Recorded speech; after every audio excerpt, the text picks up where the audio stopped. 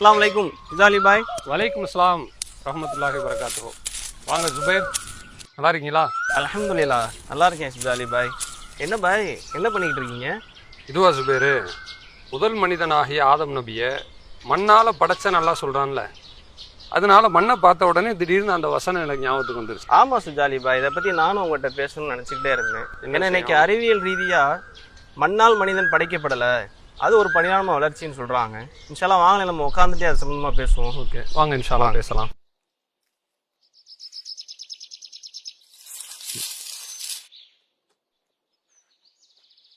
நம்ம இஸ்லாத்தை பொறுத்த வரைக்கும் ஒரு ஆண் ஒரு பெண்ணில் இருந்தால் மனிதன் வந்தான் நம்ம சொல்கிறோம். ஆனால் அறிவியல் ரீதியாக என்ன சொல்கிறாங்க அப்படின்னா குரங்கிலிருந்து தான் பரிணாம வளர்ச்சி வந்துச்சு அப்படிங்கிறாங்க. இதில் எது உண்மை, எப்படி எடுத்துக்கிறது? இந்த மனித படைப்பினுடைய துவக்கமே மண்ணில் இருந்து தான் வந்திருக்குன்னு அல்லாஹ் சொல்கிறான். சூரத்து ரஹ்மான் 55வது அத்தியாயத்தில் 14வது வசனத்தில் நீங்கள் பார்க்கலாம். ஹலக்கல் இன்சான மின் சல்சாலின் கல்ஃபஹார், அதாவது சுட்ட மண்பாண்டத்தை போன்ற ஒரு களிமண்ல இருந்து தான் மனிதனை அல்லாஹ் படைத்திருக்கிறான் அப்படின்ட்டு வருது. மனிதனை என்பது ஆதம் அலைஹிஸ்ஸலாம். இப்போ ஆதம் அலைஹிஸ்ஸலாம் அவங்கள படைச்சு அந்த மண்ணால தான் அல்லாஹ் படைச்சு, அதுக்கு பிறகு அதில் தன்னுடைய ரூஹ அல்லாஹ் கொடுக்குறான். அவனுடைய ஆற்றலால் அந்த ரூஹை கொடுக்குறான். மண்ணால தான் மனுஷன் வர்றான். அப்படி மனுஷன் வர்றான்னு சொல்லும்போது இதை எதிர்த்து வாதம் வைக்கக்கூடிய ஆட்கள் என்ன சொல்றாங்க தெரியுமா? மண்ணால தானே மனுஷன் படைக்கப்பட்டான், அப்போ இன்னைக்கு மனிதனுடைய மூலக்கூறுலாம் மண்ணால இருக்கான்னு கேட்குறாங்க. இது சரியான கேள்வி மாதிரி தானே படுது.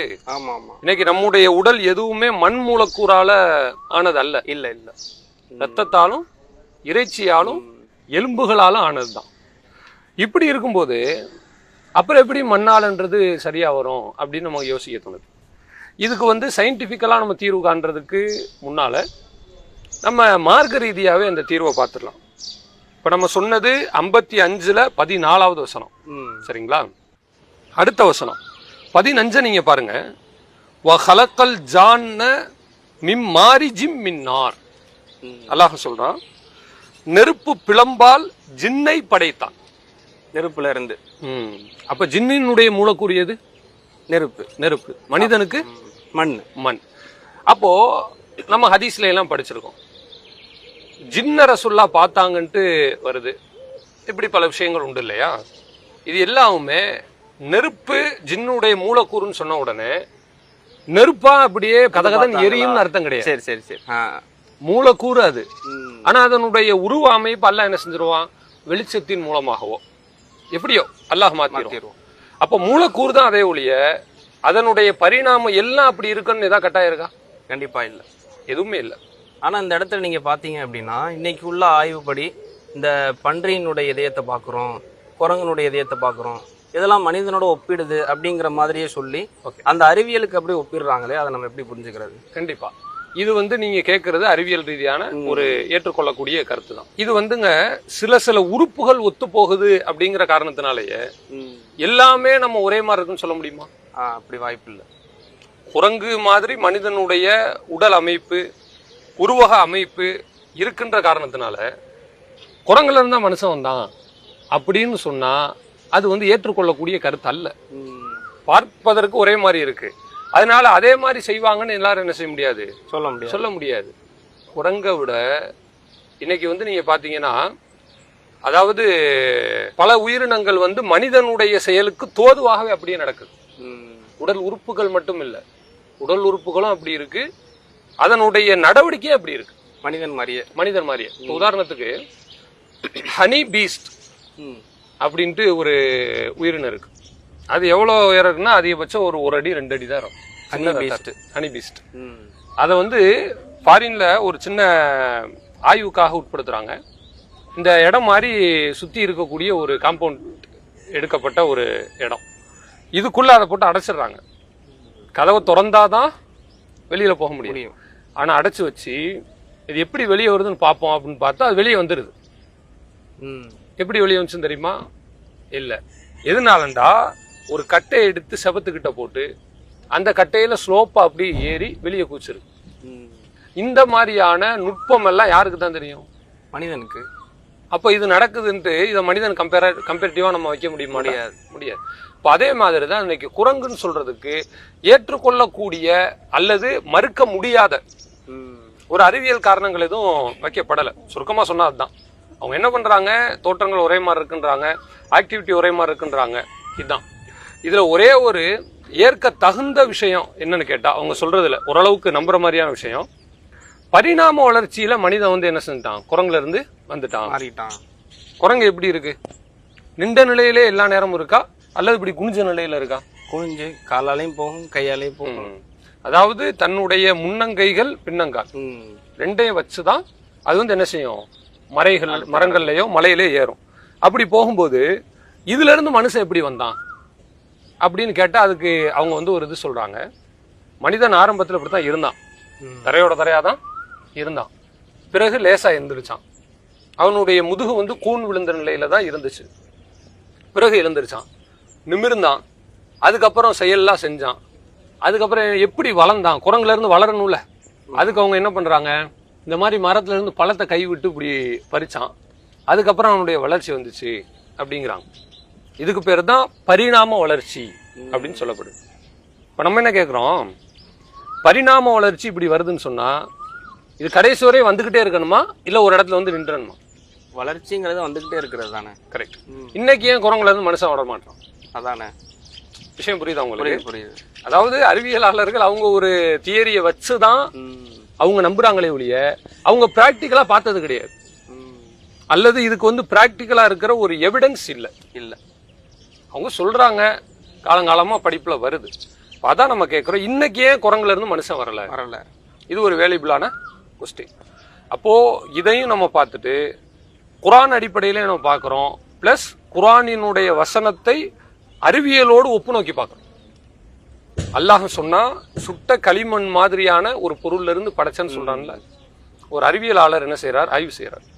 அவர் ஆய்வுல மனிதனுடைய உடல் இருக்குல்ல, உடலை வந்து என்ன பண்றாங்கண்டா அவங்க வந்து ரொம்ப மைக்ரோ லெவல்ல இறங்கி போய் பாக்குறாங்க. தோல் அமைப்பு நுண்ணிய முறையில உள்ள செலுத்தி போய் பார்க்கும்போது அந்த மனிதனுடைய உடல் கூறுகள் வந்துங்க ஒரு மண்ணை குமிச்சு வச்சா எப்படி இருக்கும், துளை துளையா. இப்ப இந்த மண்ணு நம்ம பாக்குறதுக்கு வெறும் மண்ணு தான், மொத்தமா இருந்தாலும் உத்து பார்த்தா துளை துளையா இருக்கும். இப்ப கேமரா வச்சு நல்லா நம்ம ஜூமா போய் பார்த்தா எப்படி இருக்கும், ஒரே மாதிரி இருக்குமா துளையா இருக்குமா? கொஞ்சம் ஓட்ட ஓட்டையா இந்த மாதிரி தெரியும். நீங்க சொல்றது கரெக்ட். அதே மாதிரி தான் மனித உடல் என்ன செய்யுது, உள்ளுக்க துளைகள் நிறைய இருக்கு அப்படின்ற மாதிரி சொல்றாங்க. இது அவங்களுடைய கருத்து. நம்ம சொல்லக்கூடியது அல்லாஹ்வினுடைய வசனம் வந்து மண்ணுல இருந்து அல்லாஹ் மனுஷனை படைச்சிருக்கான்னு சொன்னா அதுதான் உண்மை. இப்போ குரங்குல இருந்து மனுஷன் வந்தான் என்பது ஏற்றுக்கொள்ளக்கூடிய கருத்து அல்ல. மண்ணுல இருந்து தான் அல்லாஹ் படைச்சிருக்கான்றதான் நம்ம என்ன செய்யறோம், ஏற்றுக்கொள்ள வேண்டும். அதான் மார்க்க அடிப்படையிலையும் சரியானது, மனிதனுடைய அறிவுக்கும் அதுதான் உகந்தது. எந்நேரத்திலும் அதை வந்து என்ன செஞ்சுக்கலாம், நம்ம வந்து மறுக்க வாய்ப்பு இல்லாத அளவுக்கு ஏற்றுக்கொள்ளக்கூடிய ஒரு விஷயம். நீங்க சொன்ன மாதிரி பரிணாம வளர்ச்சினா இன்னும் வந்துகிட்டே இருக்கணும். ஆனா அதுக்கப்புறம் மனிதன் மாறவே இல்லையே, அல்லது வேற ஒரு உயிரினமா மாறி இருக்கணும் அப்படின்னு எடுத்துக்கணும். இது ஒரு வேலிடான பாயிண்ட் இருக்கு.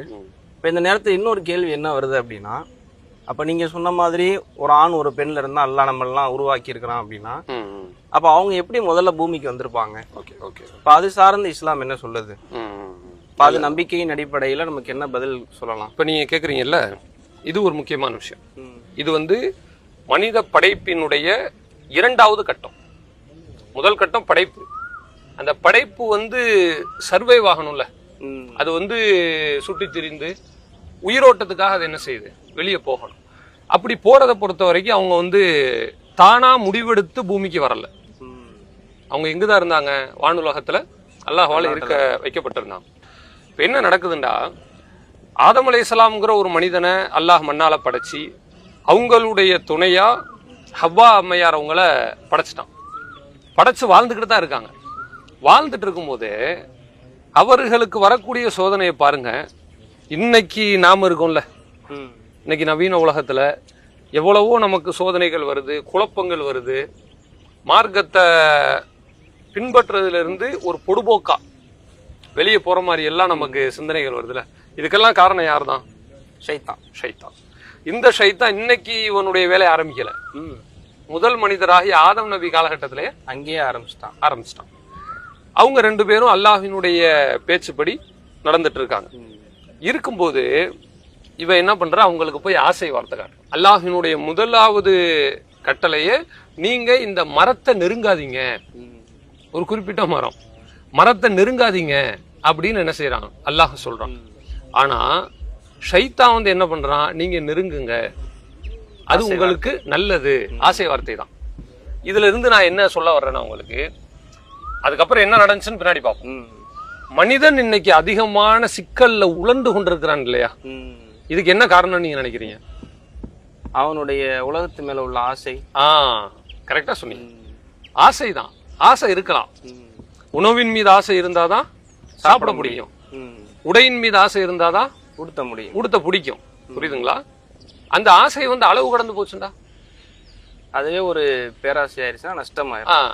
அதாவது கட்டுப்பாடற்று நம்முடைய கட்டுப்பாட்டை கடந்து அந்த ஆசை போயிடக்கூடாது. உலகத்துல உள்ள பொருட்களை நமக்கு கீழே தான் நம்ம வச்சு ஆளுகை செய்யணுமே ஒழிய, அந்த பொருள் நம்மள ஆண்டா என்ன நடக்கும்?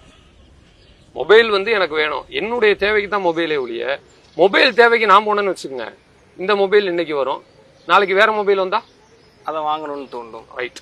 அப்போ இந்த ஆசையை தூண்டுற காரியத்தை தான் ஷைத்தானுடைய அடிப்படையான வேலையாவே அஜெண்டாவாவே அவன் வச்சிருக்கான். இது இன்னைக்கு இல்ல, முதல் மனுஷனை தோக்கடிச்சது எதுனாலதான்? ஆசை காட்டி. கரெக்ட், ஆசையை தூண்டி தான். அப்போ இது இன்னைக்குள்ள மனிதர்களாகிய நாமளும் புரிஞ்சுக்கணும், நம்மளுடைய ஆசையை தூண்டுற மாதிரியான விளம்பரங்கள், நம்முடைய ஆசையை கிளற்றி விடுகிற மாதிரி பல தந்திரோபாயங்கள்லாம் நடந்துச்சுன்னு சொன்னா நம்ம அதுல என்ன செஞ்சுக்கிற வேண்டியதான்? கவனமா இருக்கணும். அப்படி இல்லைன்னா என்ன நடக்கும் தெரியுமா? இப்ப நீங்க விஷயத்துக்குள்ள மீண்டு வாங்க. அந்த மரத்தை நெருங்காதீங்க நல்லா சொல்லியிருந்தான். வலா தக்ரபா ஹாதிஹி ஷஜரா, இந்த ஷஜரத்தை, இந்த மரத்தை மட்டும் நீங்க கிட்ட போயிடாதீங்க. ஃபத்தகூனா மினல் ஸாலிமீன், போனா நீங்க அநியாயக்காரர்களா மாறிடுவீங்க நல்லா சொன்னான்ல. ஆனா நடந்தது என்ன? ஆசையினால போயிட்டாங்க, விழுந்துட்டாங்க. ஓகே, மனுஷன் தானே, அவங்கள நம்ம குற்றம் சுமத்தல, மனுஷன் அப்படிதான் இருப்பான். இது மனிதன் என்று காட்டுவதற்காக அல்லாஹ் வைத்த மனித பிழைகள்ல ஒன்று.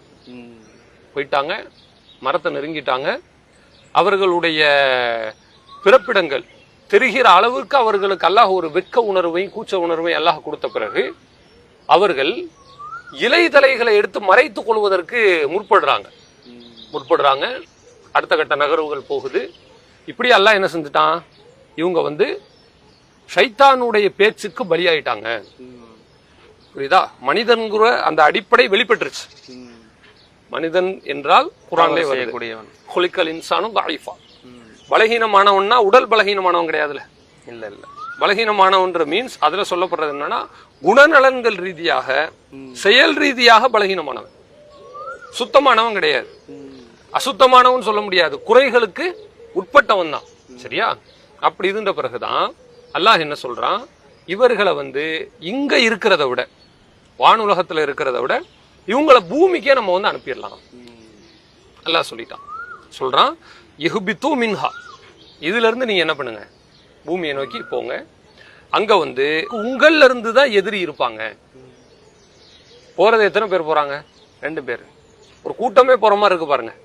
அல்லாஹ்வினுடைய வசனம் வந்து ஏதோ பெரிய ஒரு கூட்டமா போற மாதிரி இருக்கு, ஆனா போறது 2 பேர். 2 பேருன்றதுல முக்கியமானது ஆணும் பெண்ணன்.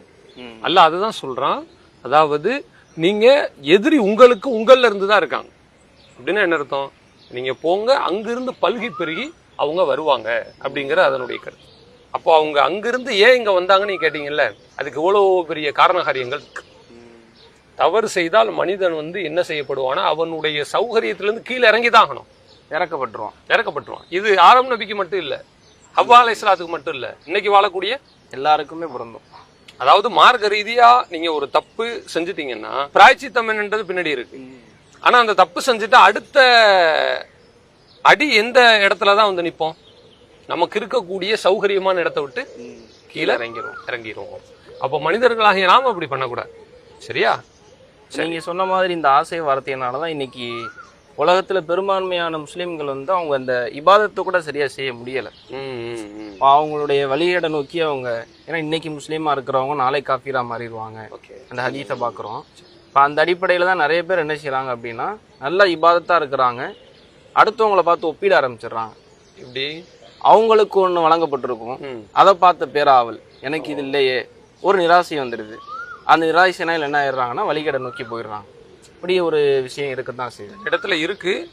இல்லாத பொருட்களை வந்து ஆசைப்பட்டு தவறான பாதையில போயிடுறாங்க. இப்போ ஆதம் அலைஹிஸ்ஸலாம் உலகத்துக்கு எப்படி வந்தாங்க அப்படிங்கிற வரலாறு நம்ம பார்த்துட்டோம். இப்போ அவங்களுக்கு எல்லாமே புதுசு இல்லை, உலகத்துக்கு வராங்க எல்லாமே புதுசு. அப்போ அவங்க அதை எப்படி கையாண்டிருப்பாங்க, அவங்களுக்கான உணவு உடை இப்படி பல விஷயங்கள் அவங்களுக்குன்னு அறிவு எதுவும் வழங்கப்பட்டதா குர்ஆன்ல எதுவும் சொல்லப்பட்டிருக்கிறதா? இப்போ அதை பற்றி நீங்கள் இது படிச்சிருக்கீங்களா, அது தெரியுமா? இருக்கு, குர்ஆன்ல நிறைய இருக்கு. இது ஒரு நல்ல விஷயம்தான். அதாவது சுபேரு, அல்லாஹ் ஆதம் அலைஹிஸ்ஸலாம் அவங்கள முதல் மனுஷனை படைச்சிட்டான். படைக்கும் போதே இந்த கேள்வி உங்களுக்கு இப்ப வந்துச்சு இல்லையா? உங்களுக்கு மட்டும் இல்ல, மலக்குமார்களுக்கு இந்த கேள்வி வந்துச்சு. மலக்குமார்கள் என்ன கேட்டாங்க? இறைவா, நஹ்னு நுஸப்பிஹு பிஹம்திக், உன்னுடைய புகழை கொண்டு உன்னை நாங்கள் துதித்து கொண்டே இருக்கிறோம்.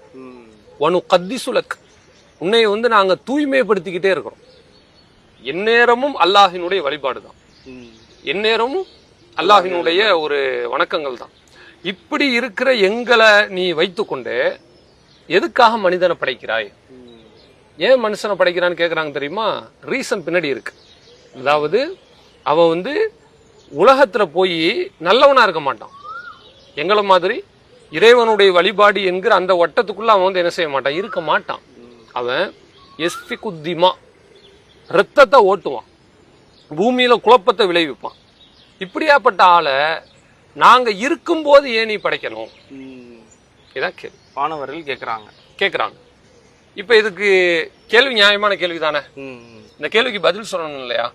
அல்லாஹ் வந்து அதை சும்மா வார்த்தையா சொல்லாம ஒரு நிகழ்ச்சியாவே நடத்திட்டான்.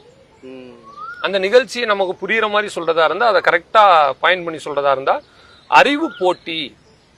என்னது? அறிவு போட்டி. ஓகே, அறிவு போட்டி மீன்ஸ் ரெண்டு தரப்பு இருக்கணும். ரெண்டு தரப்புக்குமே அது சம்பந்தமா என்ன செய்யணும்? ஒரு போட்டியை வச்சு அதுல வெற்றி ஒரு அணி, இன்னொரு அணி தோல்வியில முடியும். அந்த மாதிரி இருக்கும்போது இப்போ கேள்வி கேட்டவங்க யாரு? மலக்குமார்கள். அவங்களே எல்லாம் வர வச்சுட்டான். புதிதா படைக்கப்பட்ட படைப்பினம் ஆதம் அலைஹிஸ்ஸலாம் மனிதன், அவங்களையும் வர வச்சுட்டான்.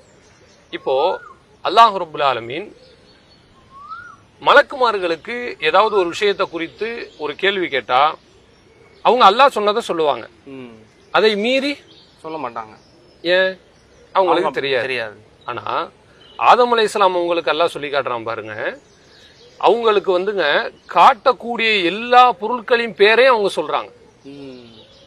இப்ப அன்னைக்கு காலகட்டத்தில் இருக்கிறத ஒரு மனுஷன் தெரிஞ்சுக்கிற யதார்த்தம். ஓகே, இன்னைக்கு உள்ள ஒரு பையன் அவன்கிட்ட போயிட்டு நீங்க வந்து ஒரு பொருளை கொடுத்து இது இன்ன பொருள்னு சொன்னா அவன் தெரிஞ்சுக்குவான். ரெண்டாம் முறை கேட்கும்போது சொல்லுவான் கரெக்டா. அதே நேரத்துல இனிமேல் வரப்போற பொருள் இருக்குல்ல, அதை கேட்டாலும் சொல்ல தெரியாது. இனிமேல் வரவே வராத, அதாவது இதுக்கு முன்னாடி அழிஞ்சு போன பொருள் இருக்குல்ல, அதை கேட்டாலும் சொல்ல தெரியாது. இப்ப இன்னைக்குள்ள ஒரு 7 வயசு பையன்ட்ட போயிட்டு நீங்க கைரிக்ஸா எங்கன்னு நீ காட்டுப்பா தம்பி அப்படின்னு கேளுங்க, அவனுக்கு தெரியுமா கைரிக்ஸானா என்னன்னு? அப்படின்னா ஒரு கேமான்னு கேட்பான். அதுதான் கைரிக்ஸானா. ஏன் தெரியல? கைரிக்ஸான்னு சொன்னா ஒரு சீட்ல ஒரு ஆள் உட்கார்ந்து இருப்பாங்க, அதை இழுத்துட்டு போறதும் மனுஷன் தான். இழுத்துட்டு போவான்றது 25 வருஷத்துக்கு முன்னாடி நம்ம பார்த்திருக்கோம் தமிழ்நாட்டுல. இன்னைக்குள்ள பசங்களுக்கு தெரியுமா? தெரியாது. அப்படிங்கிற காரணம் என்னன்னா, கண்ணுக்கு முன்னாடி இல்ல. யாராவது ஒரு ஆள் அதை புழங்கி இருக்கணும், இல்ல அதை பத்தி பேசி இருக்கணும், அதை இவன் பார்த்திருக்கணும், விஷுவலைஸ்டா பார்த்திருந்தானே அவனுக்கு தெரியும். இப்ப ஆதம் அலைஹிஸ்ஸலாம் அவங்கள்ட்ட கேட்கப்படுகிற விஷயங்கள் எதுவுமே அவங்க பார்த்ததா எதுவும் கிடையாது. அப்பதான் புதுசா வரப்போறாங்க. இப்பதான் மனுஷனே வர்றாங்க. வரும்போது அல்லாஹ் என்ன செய்யறான்? ஒரு அறிவு போட்டியை வச்சு இவங்களை படைச்சதுக்கான காரணத்தை அல்லாஹ் நிலைநாட்டுறான். கேட்டாங்கல்ல, குழப்பம் விளைவிப்பான், அதெல்லாம் உண்டுதான். அந்த குழப்பம் இருந்தாலும் ஏன் மனுஷனை படைக்கிறேன்னு சொன்னா, அல்லாஹ் குர்ஆன்ல சொல்றான், பொருட்கள் அனைத்தினுடைய பொருள் பெயர்களையுமே அல்லாஹ் ஆதம் நபிக்கு சொல்லி கொடுத்துட்டான். எல்லாமே அதான் சொல்றேன். கண்ணுக்கு முன்னாடி இருந்து அதை பார்த்து இருந்தா தானே சொல்ல முடியும். இன்னைக்கு இதுக்கு பேர் என்னதுங்க? சேர், நாற்காலி. இதை ஆதம் அலைஹிஸ்ஸலாம் பார்க்கல, ஆனாலும் அவங்க என்ன சொல்லுவாங்க? கொண்டு போய் காட்டினீங்கன்னா சொல்லிடுவாங்க. அதே மாதிரி கேமரா இருக்கு, இந்த கேமரா இருக்குன்னு வச்சுங்களேன், இதை வந்து ஆதம் நபி முன்னாடி கொண்டு போய் காட்டினீங்கன்னா சொல்ல முடியும். அவங்க பார்க்காவிட்டாலும் சொல்லக்கூடிய அளவுக்கு அல்லாஹ் வந்து ஜிப் பண்ணி உள்ள என்ன செஞ்சுட்டான்? கொண்டு வந்து நிப்பாட்டிட்டான். இதுதான் எல்லா பொருட்களின் பெயரையும் அல்லாஹ் கற்றுக் கொடுத்துட்டான். எப்படி ஆப்ரேட் பண்ணணும் அப்படிங்கறத அல்லாஹ் கற்றுக் கொடுத்தால் அதே அவங்க செய்வாங்க. ஆனால் அல்லாஹ் வந்து என்ன செஞ்சா எல்லா பொருட்களுடைய பெயரையும் கற்றுக் கொடுத்துட்டான். இப்போ மலக்குமார்கள்ட்ட கேட்கறாங்க, மலக்குமார்கள்ட்ட இந்த பொருட்களுடைய பேரை கேட்டா அவங்களுக்கு தெரியலன்னு சொன்ன உடனே தான் மலக்குமார்கள் சொன்னாங்க, சுபஹானக், இறைவா நீ பரிசுத்தமானவன், லா இல்மலனா இல்லாம அல்லம்தனா, நீ கற்றுக் கொடுத்ததுதான் எங்களுக்கு தெரியும். அல்லாஹ் என்ன கத்து கொடுத்தானோ அந்த விஷயம் தெரியும். புரியுதா?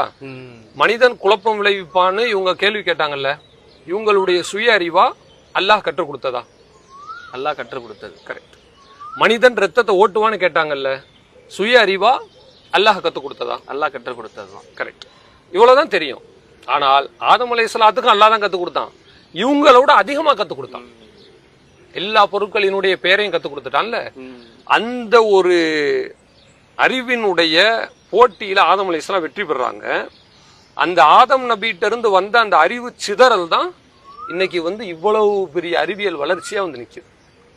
ஆனா இன்னைக்கு உள்ளவங்க வந்து நாங்களா உருவாக்கிட்டோம், எங்களுக்கு தான் எல்லாம் தெரியும் நினைச்சுக்கிறாங்க. இது என்னன்னா, ஒரு இயற்கையா இருக்கிற உண்மையை வந்து மறந்துட்டு பேசுறது. நாங்க தான் பெருசு, நாங்க வந்து பழச வந்து பார்க்கவே மாட்டோம், எங்களுக்கு தேவையே கிடையாது. எப்படி இப்போ ஒரு 20 வருஷத்துக்கு முன்னாடி உபயோகிச்ச பொருளை இன்னைக்கு உபயோகிச்சா அது வந்து ஒரு முட்டாள்தனமா தெரியும். 1100 மொபைல் இருக்கு, சின்ன வயசுல நீங்க பாத்துருப்பீங்க, பிளாக் அண்ட் ஒயிட் இருக்கும் பாத்துறீங்களா? தூக்கி போட்டால் உடையாது, செங்கக்கல் மாதிரி இருக்கும். அதுக்கு முன்னாடி வந்து பேஜர் அளவுல எவ்வளவு பெருசா இருக்கும் பாத்துருப்பாங்க. இப்ப இப்படிப்பட்ட பொருளை இன்னைக்கு ஒருத்தர் காதல வச்சு பேசிட்டு போனா அவரை பார்த்து என்ன சொல்லுவாங்க? இந்த உலகத்துல இல்லாத ஒரு போல நினைப்பாங்க. இவர் எந்த ஊருக்காரு, எந்த உலகத்துல வந்திருக்காரு அப்படின்னு பாக்குற மாதிரி ஒரு அந்நிய பார்வை வந்து அவர் மீது என்ன செய்யும் பார்க்கப்படும். இப்போ இதெல்லாம் வந்து நம்ம அப்படி பார்க்க வேண்டிய அவசியம் கிடையாது. மனிதன் வந்து ஆரம்பத்துல இருந்து எப்படி இருக்கான்னு கேட்டீங்கன்னா, ஒரு சின்ன புள்ளியில இருந்து அல்லாஹ் வந்து எல்லாத்தையும் கொண்டு வந்து நிப்பாட்டான். இன்னைக்கு அறிவியல் வளர்ச்சி வந்து எங்கேயோ போய் நிக்குது. நம்ம நினைச்சு பார்க்க முடியாத ஒரு விஷயம், கற்பனையை தாண்டி வளர்ந்துட்டாங்கன்னே நம்ம சொல்லலாம். அதாவதுங்க காலத்தை வந்துங்க 4 விதமா பிரிப்பாங்க. ஒன்று வந்து இருண்ட காலம்னா ஒண்ணுமே இருக்காது, அதாவது மனுஷனுக்கு எந்த அறிவும் இருக்காது, அவன் எனக்கு என்னன்னு வந்து போய்கிட்டு இருப்பான். அடுத்து கற்காலம் மீன்ஸ் கற்களை வச்சுதான் எல்லாத்தையும் அவன் செஞ்சுக்குவான். அவனுக்கு என்னென்ன எது இந்த குடிசை அமைப்பு அதெல்லாம் தெரியாது. அடுத்து வந்து இரும்பு காலம்னு சொல்லுவாங்க. இரும்பு காலம்னா என்ன? இரும்புகளை பயன்படுத்தி எப்படி நம்ம வந்து அடுப்பு செய்யலாம், எப்படி நம்ம வந்து பாத்திரம் செய்யலாம், இரும்புகளால பொருட்களை உருவாக்குறாங்க. இரும்பு மனுஷனுக்கு கிடைச்சிருச்சு இரும்பு காலம். அதுக்கப்புறம் இப்ப பாத்தீங்கன்னா நவீன காலம் வந்துச்சு. நவீன காலத்துல இந்த சேர் வருது, நம்ம உடுத்தக்கூடிய இந்த ட்ரெஸ் வருது. இதான நவீனம்னா புதியது. இன்னைக்கு பாத்தீங்கன்னா நவீனத்தை கடந்து அதிநவீன காலத்துல இருக்கும். இப்ப நீங்க இப்படி உட்காந்து பேசணும்னே அவசியம் கிடையாது. உங்க போட்டோ மட்டும் இருந்தா என்ன செய்யலாம், என் போட்டோ மட்டும் இருந்தா என்ன செய்யலாம், ஒரு கன்வர்சேஷனை கிரியேட் பண்ணிடலாம். இதுதான் அதிநவீனம். அதாவது ஒரு ஆளினுடைய ஒரு சின்ன ஒரு துணுக்கு இருந்தா போதும், அதை வச்சு இவ்வளவு தூரம் கொண்டு வரலான்றாங்கல்ல. இந்த அறிவினுடைய விதை எங்கிருந்து தான் வந்துச்சு? முதல் படைப்பு. அல்லாஹு அக்பர், அல்லாஹு அக்பர்.